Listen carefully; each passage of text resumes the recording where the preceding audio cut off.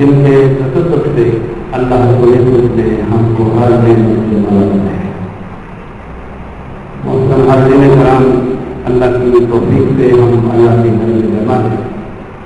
اللہ تعالیٰ کی بارگاہ میں دعا ہے کہ ہمارا یہاں بیٹھنا اور ہر قسم کا عمل کرنا اپنی بارگاہ میں قبول و منظور فرمائے۔ پچھلے جمعہ المبارک پر میں نے یہ بات آپ تک پہنچانے کی کوشش کی تھی۔ ایک تو یہ کہ جب قوانین فطرت سے دور ہٹ جاتے ہیں، ان کے مخالفت کرتے ہیں، تو پھر اللہ رب العزت قوموں کو زوال پذیر کر دیتا ہے۔ اور دوسری بات جو سورہ النساء کی آیت نمبر 115 جو میں نے آج کی تلاوت کی ہے، اس میں اللہ رب العزت نے اپنی مخالفت کو اپنے رسول صلی اللہ علیہ وسلم کی مخالفت قرار دیا ہے اور فرمایا وَمَن يُشَاقِقِ الرَّسُولَ،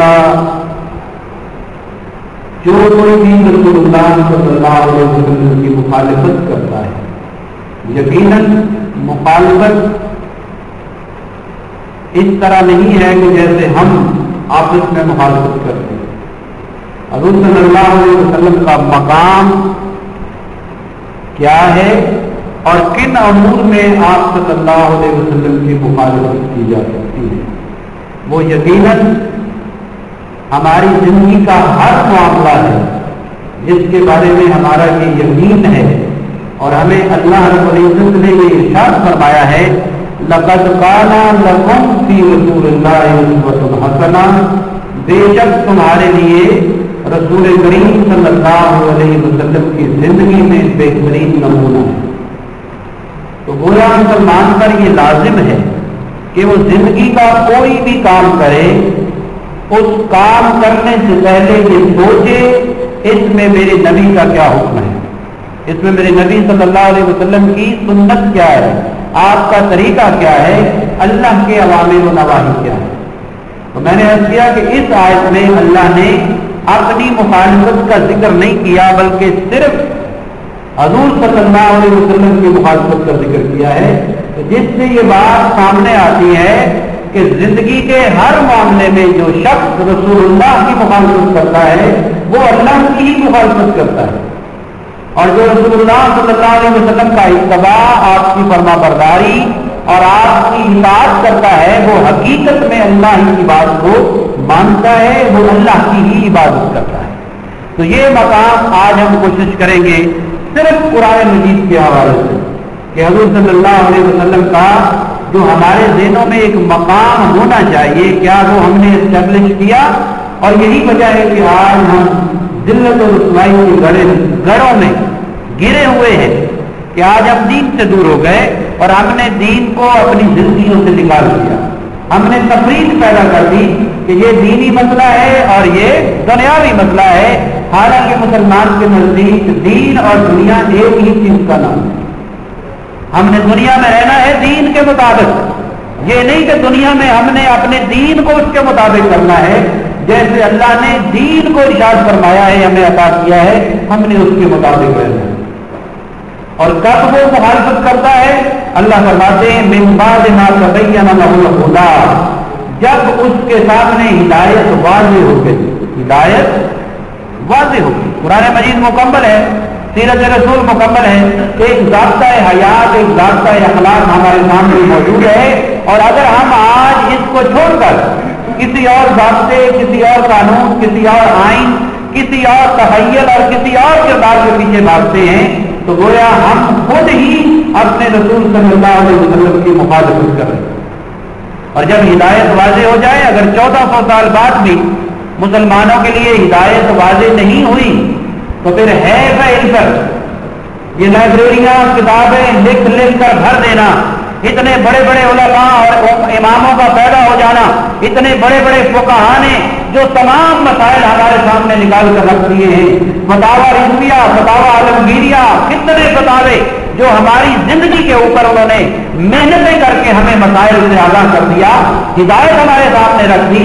اگر آج بھی ہم یہ سمجھتے ہیں کہ یہ ہدایت واضح نہیں ہوئی تو پھر ہماری عقل پر ہے، پھر ہم دنیا دار ہو گئے، پھر ہم دنیا کے پیچھے بھاگنے والے ہو گئے، پھر دین سے ہمارا تعلق نہیں رہا، پھر یہ تعلق کے نعرے ہمارے صرف ایک زبانی حد تک ہے کہ ہم اللہ کو مانتے ہیں، ہم رسول اللہ کو مانتے ہیں۔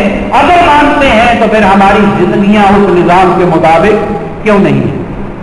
یہاں ہم نے انفرادی طور پر بھی سوچنا ہے، کیا میری زندگی رسول اللہ صلی اللہ علیہ وسلم کے آثارات کے مطابق گزر رہی ہے؟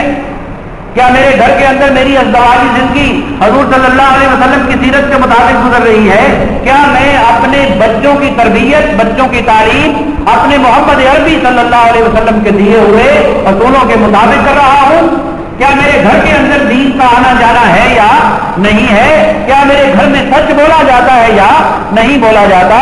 کیا میرے گھر کے اندر تلاوت قرآن ہوتی ہے یا نہیں ہوتی؟ کیا میرے گھر کے اندر دین کی تعلیمات کو رواج دیا جا رہا ہے یا نہیں دیا جا رہا؟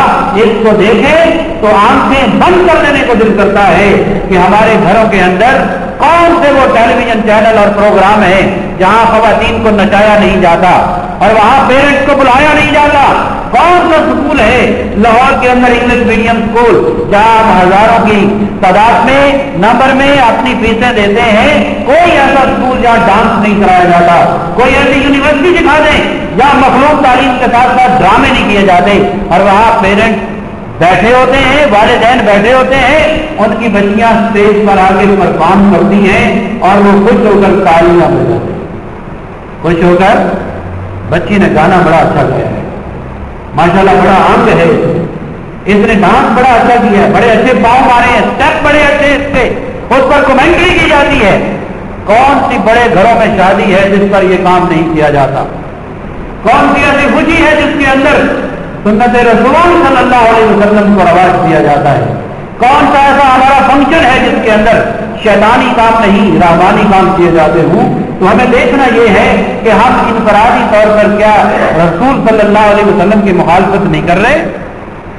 ہم دوسروں کی بات کا برا بھلا کہتے ہیں، وہ اس لیے کہ اگر بڑے ٹھیک ہو جائیں گے تو چھوٹے خود بخود ٹھیک ہو جائیں گے، وہ ایک نظام قدرت ہے، اس لیے ہم ان کو ٹھیک کرنے کی شاید اتنی استطاعت نہیں رکھتے جتنی جن کے پاس طاقت ہے وہ رکھتا ہے۔ تو اللہ نے فرمایا کہ جب ہدایت واضح ہو جائے اور پھر کوئی رسول اللہ کے مخالف کرے اور پھر وَيَتَّبِعْ غَيْرَ سَبِيلِ الْمُؤْمِنِينَ، یہاں تک ہم نے بات کی تھی، اور مومنین کس راستے پر چلے ہیں، اور مومنین کس راستے پر چلتے آ رہے ہیں۔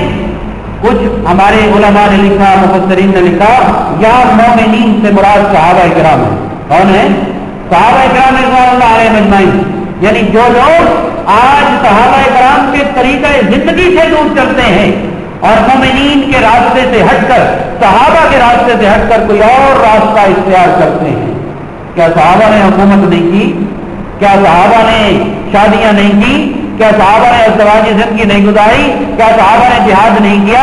کیا صحابہ نے جمعے کے خطبے نہیں ارشاد فرمائے؟ کیا صحابہ نے رضوان اللہ علیہ مجمعین لوگوں کی تربیت نہیں کی؟ تو وہ کون سے مسائل تھے جو صحابہ بتاتے تھے؟ ان پر کبھی ڈسکس کسی نے کیا کہ وہ جمعے کے خطبے کون سے جمعے کے خطبے تھے؟